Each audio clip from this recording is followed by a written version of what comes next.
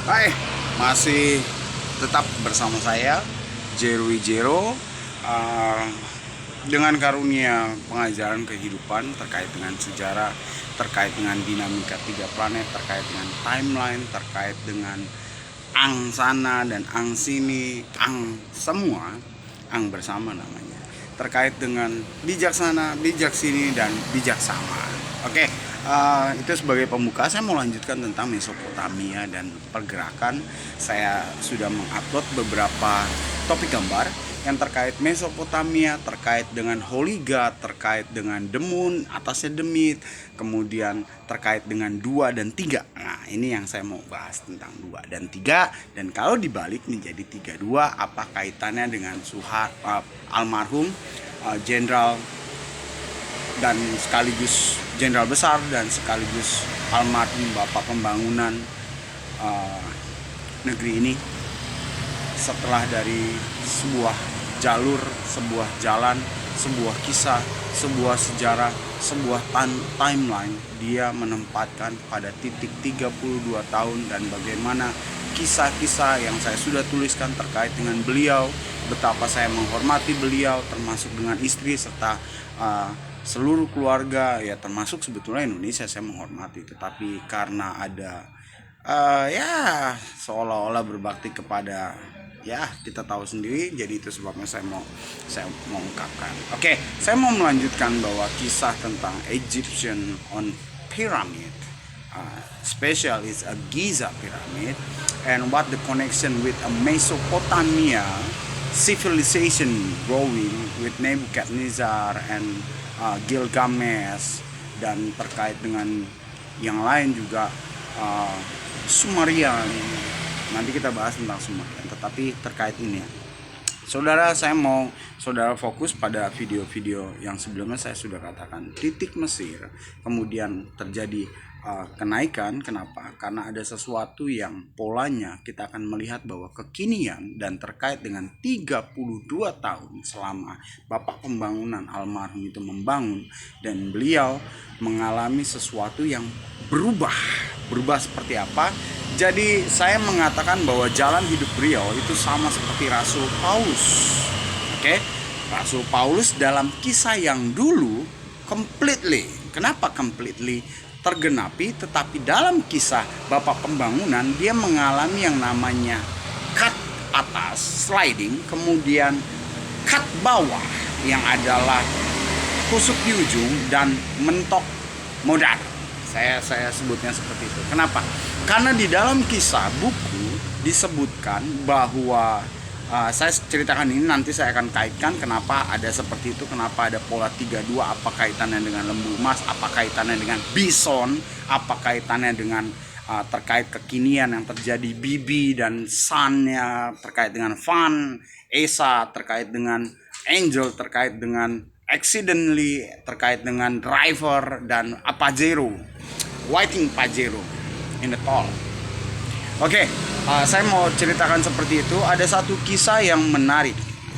Di dalam buku kitab suci, kita tahu bahwa semua itu adalah sudah digenapi dan dijadikan acuan. Tetapi ada sesuatu yang menarik. Pada jalan cerita di Nusantara Indonesia, khususnya di 32 tahun, itu ada kisah seperti ini. Contohnya di 1984. Kalau kita tempatkan itu kisah-kisah terkait dengan zaman-zaman para rasul dan zaman-zaman Romawian, dan kita tahu bahwa ada sosok anak rohani dari Paulus yang bernama Timotius, dan terkait dengan penyesat-penyesat yang menyusup dan ditanggulangi oleh Paulus. Oke, di mana itu? Seperti contohnya 1984 Tanjung Priuk dan sebagainya yang sekarang digadang-gadang dimunculkan oleh kaum-kaum seperti Adrian dan yang lainnya. Kita tahu apa atas nama HAM, bahkan dia tidak tahu karena dia adalah salah satu pelaku yang maaf saya katakan dia yang tampil segala macam dalam demo-demo, kemudian dia meneruskan dan sekarang dia ada duduk di sebuah jabatan. Dan lihat baik-baik bagaimana kisah ini saya gambarkan adalah atas tersunat, kemudian jalan pembangunan, tiba-tiba di ujung ada sesuatu pola yang unik, dan itu terkait dengan sekarang apa? Penghilangan peran Kenapa saya bisa berkata penghilangan peran sekaligus sliding? Karena pola Harun diterapkan kembali, yaitu Kisah 2:3, lembu emas yang mengkat Firaun dan juga membunuh Musa di ujung.